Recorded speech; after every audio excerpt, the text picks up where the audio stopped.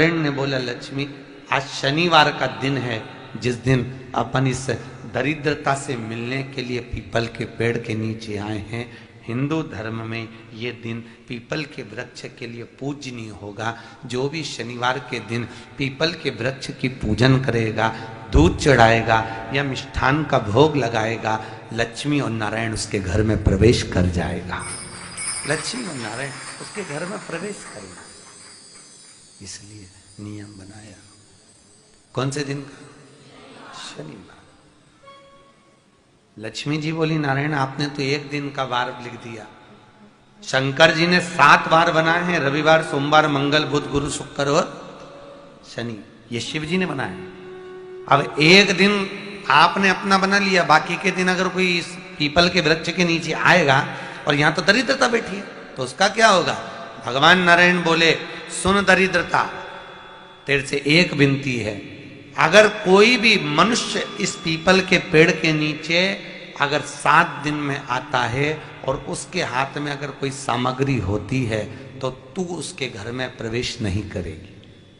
नियम है पीपल के वृक्ष का, या तो पानी का लोटा लेकर जाओ, कुंकू का चोपड़ा लेकर जाओ, शक्कर लेकर जाओ, या पेड़ के नीचे चींटी को डालने के लिए आटा ले जाओ, पर खाली हाथ पीपल के वृक्ष के नीचे कभी मत जाओ, कभी नहीं जाओ।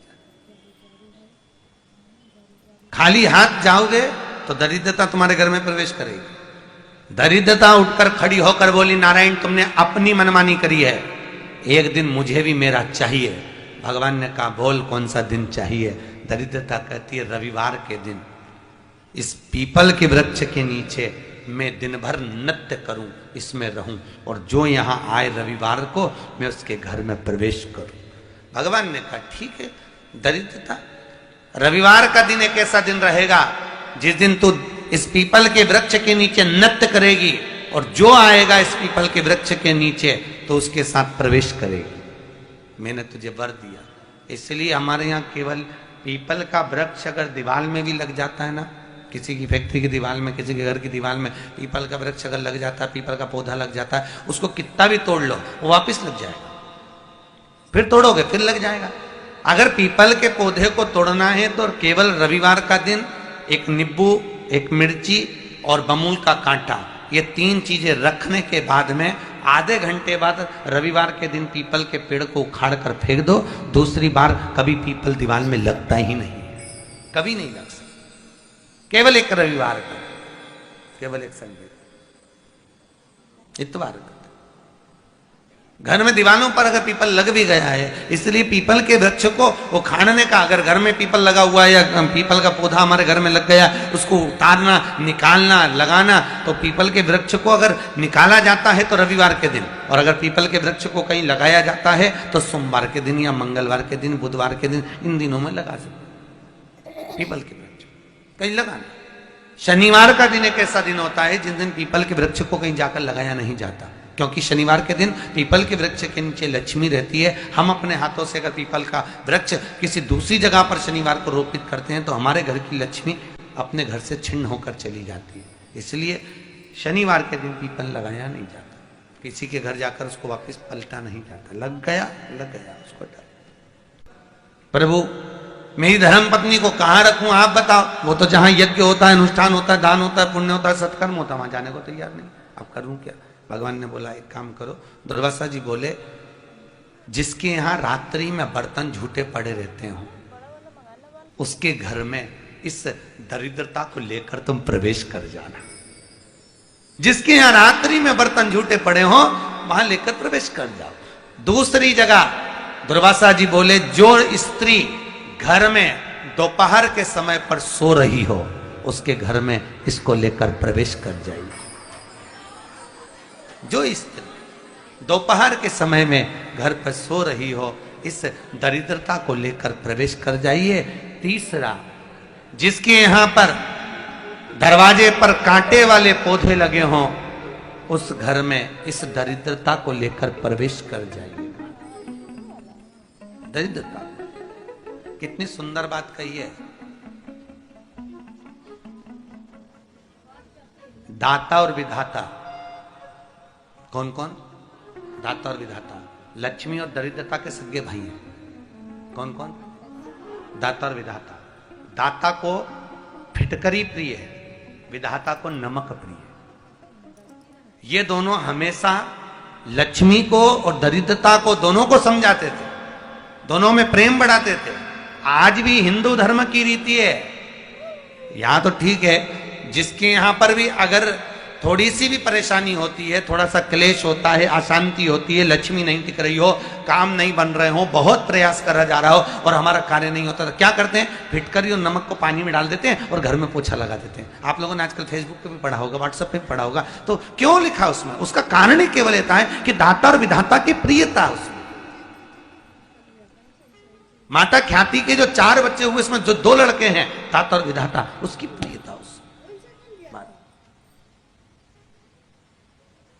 उसकी पूर्णता। अब दुर्वासा जी बोले अपनी धर्म पत्नी को वहां लेकर, जहां कांटेदार पौधे लगे हों वहां पर लेकर प्रवेश कर जाइए। कांटेदार पौधों में उस दरिद्रता का निवास हो गया। कितना विचित्र कथा यहां वर्णन करी है। श्रीमद् भागवत के अंतर्गत जो वर्णन किया कि मृत्यु निश्चित है। काशी में जो शिव जी की स्थापना कौन ने करी? काशी में जो शंकर भगवान बैठे उनकी स्थापना करी थी शनि महाराज। किसने करी थी? शनि महाराज ने। क्योंकि भगवान शनि महाराज को उनकी माता के द्वारा श्रापित हो गए और शनि महाराज कांपने लगे। शनि महाराज कांपते कांपते, मैं जाऊं तो जाऊं कहां, करूं तो करूं क्या? महाराज शनि महाराज दौड़े और दौड़कर भगवान भोलेनाथ के पास पहुंचे। हे शंकर, त्रिकालदर्शी, कैलाशी, अविनाशी, कृपा करिए बाबा भोलेनाथ, कृपा करो। क्योंकि दुनिया में 33 करोड़ देवी देवता हैं जिनको शनि लग सकता है, केवल एक किसको छोड़कर? शिव को छोड़कर। राम जी को शनि लगा तो 14 वर्ष वनवास चले गए। कृष्ण को शनि लगा तो मथुरा छोड़कर द्वारका चले गए। शनि लगा। हनुमान जी को शनि लगा तो गुफा में बैठकर राम राम जपना पड़ा। शनि सबको लगता है, केवल शनि नहीं लगता तो एक मेरे महादेव को, मेरे भोले बाबा को नहीं लगता।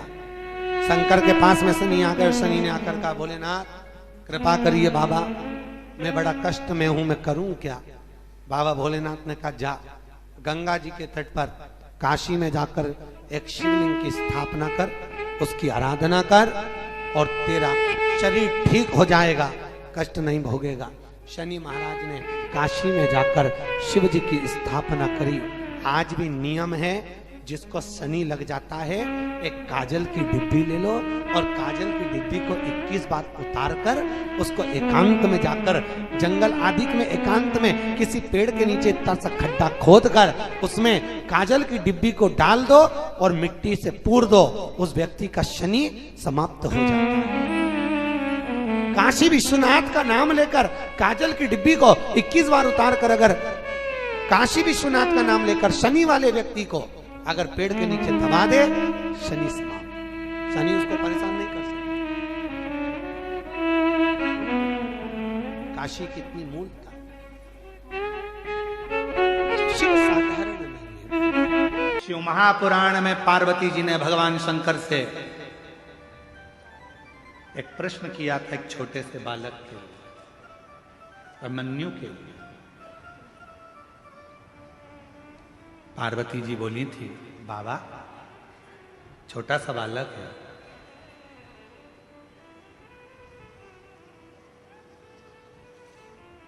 ये छोटा सा बालक है बाबा,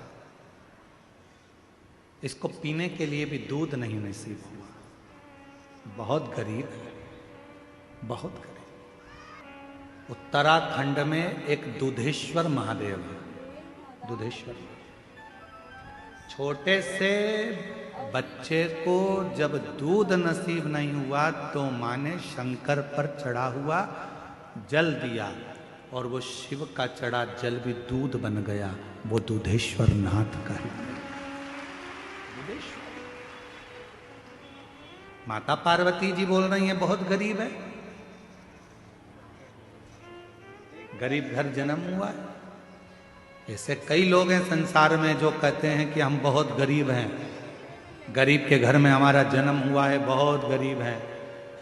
ध्यान रखना, शिव महापुराण की कथा सुन रहे हो, गरीब के घर में भले जन्म हो गया, पर यदि तुमने अपनी जिंदगी में बहुत मेहनत करी, रात दिन एक कर दिया, खूब परिश्रम करा, और एक बार यदि तुम कुबेरेश्वर बाबा की धरा पर जाकर जल चढ़ाया है, तो दुनिया में याद रखना तुम गरीब नहीं रह सकते, सेठ बनकर जिंदगी जियो।